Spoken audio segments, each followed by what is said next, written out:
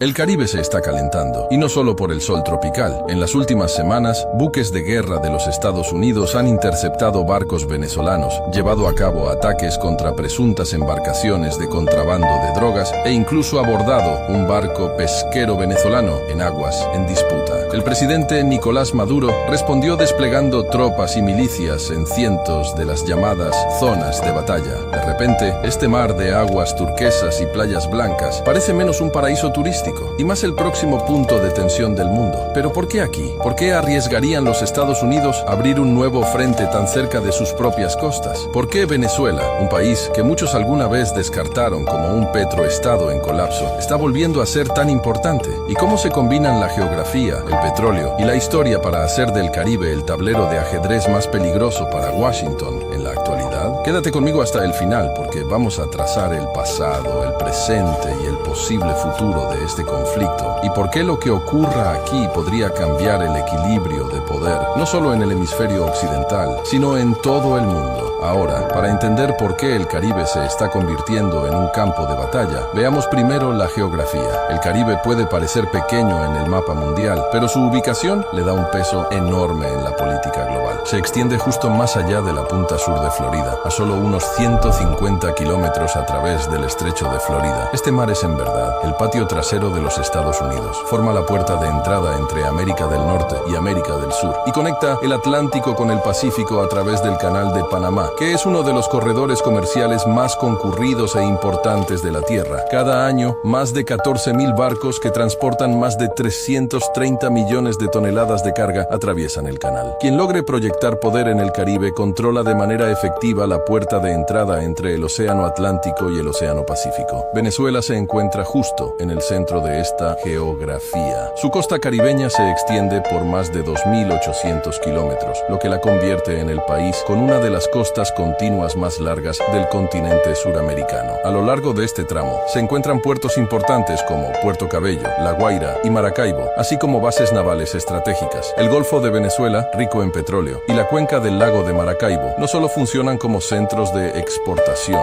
sino que también se ubican peligrosamente cerca de las rutas internacionales de navegación, lo que le da a Caracas tanto influencia como vulnerabilidad. Hacia el este se encuentra la región del Esequibo, actualmente en disputa con Guyana. Durante años esta zona fronteriza estuvo tranquila, pero con los descubrimientos masivos de petróleo en alta mar, el Esequibo se ha convertido ahora en una de las nuevas fronteras energéticas del mundo. Si Venezuela llegara a controlarlo, su huella marítima en el Caribe se expandiría dramáticamente, acercando su influencia a las rutas comerciales del Atlántico. Y la posición de Venezuela también la coloca al alcance de territorios y aliados de los Estados Unidos. A menos de 800 kilómetros de Puerto Rico, a menos de 30 kilómetros de las islas neerlandesas de Aruba y Curazao, y a un corto vuelo de las bases estadounidenses en Florida. Eso significa que cualquier choque naval o militar aquí no se queda simplemente en lo regional. Inmediatamente involucra a los Estados Unidos. Y la geografía es solo la mitad de la historia, porque bajo el suelo de Venezuela yace la verdadera fuente de su poder y también de su maldición, y no es otra cosa que el petróleo. Venezuela posee las mayores reservas probadas de petróleo del mundo, estimadas en más de 304,000 millones de barriles. Para ponerlo en perspectiva, eso es más que los 267,000 millones de Arabia Saudita y muy por encima de los aproximadamente 70,000 millones de los Estados Unidos. Casi toda esta riqueza está concentrada en la faja del Orinoco, una franja de tierra que se extiende a lo largo de la cuenca del río Orinoco. Las reservas aquí son en su mayoría de crudo pesado, espeso y difícil de refinar, pero la mera cantidad le da a Venezuela una influencia sin igual en el mercado energético mundial. Gracias a este petróleo, Venezuela fue alguna vez uno de los países más ricos de América Latina. En la década de los 1970 producía más de 3 millones de barriles de petróleo por día y exportaba gran parte directamente a los Estados Unidos. Caracas en ese momento no era solo otra capital latinoamericana, era una superpotencia energética. El petróleo venezolano financió rascacielos, modernas autopistas y ciudades en auge. En un momento, incluso fue más rica que España o Grecia en términos per cápita. Incluso tan recientemente como a principios de los años 2000, los autos y aviones en los Estados Unidos dependían en gran medida del petróleo venezolano. Pero esta dependencia del petróleo también se convirtió en la mayor debilidad de Venezuela. Cuando los precios del petróleo colapsaron a fines de la década de 1980, la economía venezolana se derrumbó. La corrupción, la mala gestión y la agitación política empeoraron. La década de los 1990 estuvo marcada por crisis económicas repetidas, lo que preparó el camino para el ascenso de Hugo Chávez en 1999. Sus políticas socialistas prosperaron inicialmente durante el auge petrolero de los años 2000, pero cuando los precios volvieron a caer en la década de los años 2010, Venezuela se sumió en el caos. Para el año 2015, Venezuela ya estaba profundamente en problemas económicos. Tras la muerte de Hugo Chávez en 2013, su sucesor elegido, Nicolás Maduro, llegó al poder. Maduro heredó tanto la revolución bolivariana socialista como una economía en colapso que se había vuelto peligrosamente dependiente del petróleo. La inflación se disparó hasta llegar a cifras de 3 dígitos y estallaron protestas en todo el país. Ese año, la oposición ganó el control de la Asamblea Nacional de Venezuela, desafiando el gobierno de Maduro. En respuesta, él reforzó su control del poder, marginó a las instituciones y utilizó a las fuerzas de seguridad para aplastar la disidencia. Este fue el punto de inflexión para Washington. Los Estados Unidos declararon oficialmente a Venezuela una amenaza para la seguridad nacional en el año 2015, sentando las bases para la amplia campaña de sanciones que siguió. Desde 2015, Washington ha impuesto más de 900 restricciones dirigidas contra la compañía petrolera estatal de Venezuela, los bancos, el transporte marítimo, las exportaciones de oro e incluso a altos funcionarios. El objetivo era cortar al gobierno de Nicolás Maduro del dinero y presionarlo para que renunciara. Estas sanciones provocaron el colapso de la producción petrolera y empujaron a Venezuela a su peor crisis económica. Más de 7 millones de venezolanos huyeron a Colombia, Brasil y más allá, creando la mayor crisis de refugiados en el hemisferio occidental. Pero a pesar de todo esto, Venezuela sobrevivió vendiendo petróleo con descuento a países como China, India y Rusia. China ha invertido miles de millones en los campos petroleros de Venezuela mediante préstamos y proyectos de infraestructura. India ha estado comprando crudo con descuento de Caracas para refinarlo a gran escala en su territorio, y Rusia ha proporcionado tanto respaldo financiero como cooperación militar a cambio de acceso a la energía venezolana. Incluso empresas estadounidenses como Chevron continúan operando bajo licencias especiales, porque bloquear completamente el petróleo venezolano reduciría la oferta global y aumentaría los precios del combustible para los consumidores estadounidenses. En otras palabras, las sanciones han paralizado la economía de Venezuela, pero no han logrado su objetivo final de un cambio de régimen. Ahora viene la gran pregunta: ¿por qué los Estados Unidos no pueden simplemente ignorar a Venezuela? A primera vista, las respuestas obvias son su ubicación estratégica y sus enormes reservas de petróleo, pero en realidad eso es solo el comienzo. Son solo la superficie de una historia mucho más profunda. Para Washington, Venezuela representa algo mucho más grande, un desafío directo a la dominación de los Estados Unidos en el hemisferio occidental. Desde la doctrina Monroe de 1823, los Estados Unidos han tratado a América Latina como su patio trasero, una zona donde ninguna potencia extranjera debería interferir. Pero Venezuela, primero bajo Hugo Chávez y ahora Nicolás Maduro, ha desafiado abiertamente esto. Asesores militares rusos, préstamos chinos e incluso drones iraníes forman ahora parte del sistema de defensa venezolano. El Caribe, que alguna vez se pensó como la zona segura de los Estados Unidos, de repente está lleno de potencias competidoras. Y las apuestas no terminan ahí. Venezuela puede estar en Sudamérica, pero su riqueza petrolera la conecta directamente con Medio Oriente. Con más de 304.000 millones de barriles de reservas probadas, las más grandes del mundo, Venezuela es uno de los pocos lugares que podría reconfigurar el equilibrio energético global. Durante décadas, los Estados Unidos han dependido del petróleo de Medio Oriente, lo que dio a países como Arabia Saudita, Irak e Irán un enorme poder de influencia. Los puntos de estrangulamiento del Golfo, el estrecho de Hormuz, Bab el-Mandeb y el canal de Suez se convirtieron en focos de tensión precisamente porque el mundo dependía tanto de sus exportaciones. Pero si Washington asegura un acceso confiable al petróleo venezolano a solo 4 días de navegación desde sus refinerías, en la costa del Golfo. Podría reducir su dependencia de Medio Oriente. Eso debilitaría la dominación de Arabia Saudita dentro de la OPEP. Reduciría la capacidad de Irán de usar la energía como arma en tiempos de crisis e incluso socavaría el control de Rusia sobre el suministro energético de Europa. En términos simples, controlar Venezuela no solo importa para el patio trasero de los Estados Unidos, podría cambiar el equilibrio de poder en Medio Oriente y más allá, reduciendo la influencia de países que durante mucho tiempo han dependido del petróleo como su principal fuente de poder. Por eso, la batalla por el Caribe tiene que ver con mucho más que América Latina, y por eso las tensiones están aumentando en el Caribe. En septiembre de 2025, la Marina de los Estados Unidos lanzó ataques contra barcos que afirmaba eran parte de redes venezolanas de narcotráfico. Solo unos días después, fuerzas de los Estados Unidos abordaron un barco pesquero venezolano en aguas en disputa. Para Venezuela, esto no fue visto como una acción antidrogas, sino como una violación directa de su soberanía. El presidente Nicolás Maduro respondió de manera dramática. Anunció el despliegue de tropas, policías y milicias en 284 zonas de batalla dentro de Venezuela, presentando la medida como una defensa contra la agresión extranjera. En su narrativa, el país está ahora en pie de guerra, preparado contra un enemigo externo justo frente a su costa. Pero esta confrontación tiene que ver con mucho más que drogas o barcos pesqueros. Se trata del control del Caribe. Washington quiere demostrar que puede patrullar la región y mantener la dominación, mientras que Venezuela quiere demostrar que no será intimidada. Los recientes choques por barcos de droga y embarcaciones pesqueras no son incidentes aislados, son señales de advertencia de una lucha mucho más grande. A diferencia de guerras lejanas en Ucrania o Medio Oriente, el Caribe está justo en la puerta de los Estados Unidos. Los puertos del sur de los Estados Unidos, las refinerías de petróleo de la costa del Golfo estadounidense y el Canal de Panamá dependen de rutas de navegación seguras que atraviesan estas aguas. Cualquier interrupción aquí afectaría casi de inmediato el comercio, la seguridad energética y la movilidad militar de los Estados Unidos. Por eso, una Venezuela hostil, especialmente una respaldada por Rusia, China o incluso Irán, es vista como una amenaza de primer orden. Para Venezuela, sin embargo, las apuestas se ven muy diferentes. El presidente Maduro enfrenta una crisis económica y disidencia política en el país, por lo que el conflicto en el Caribe le ofrece una manera de unificar a la nación. Al militarizar la costa, desplegar tropas en cientos de supuestas zonas de batalla y alinearse con socios extranjeros, puede reclamar el papel de defensor contra el imperialismo estadounidense. Esta narrativa fortalece su control del poder mientras eleva el costo para Washington de intervenir. Pero la historia muestra cuán peligroso puede ser este tipo de enfrentamiento. En 1962, la crisis de los misiles en Cuba casi llevó al mundo a una guerra nuclear por armas extranjeras en el Caribe, y la geografía no ha cambiado hoy. Florida sigue estando muy cerca de estas aguas. El Canal de Panamá sigue siendo un punto de estrangulamiento global y las islas siguen siendo escalones vulnerables. Lo que ha cambiado son los actores. En lugar de Cuba y la Unión Soviética, ahora es Venezuela, con el respaldo de Moscú, Pekín y Teherán, poniendo a prueba la determinación de los Estados Unidos. La pregunta ya no es si el Caribe importa, sino hasta dónde están dispuestos a llegar ambos lados. ¿Arriesgará Washington un nuevo conflicto tan cerca de casa? ¿O Caracas, respaldada por sus poderosos aliados, obligará a los Estados Unidos a retroceder? Comparte este video con otros para ayudar a aumentar el alcance de nuestro contenido. Nos veremos en otro video pronto. Cuídense.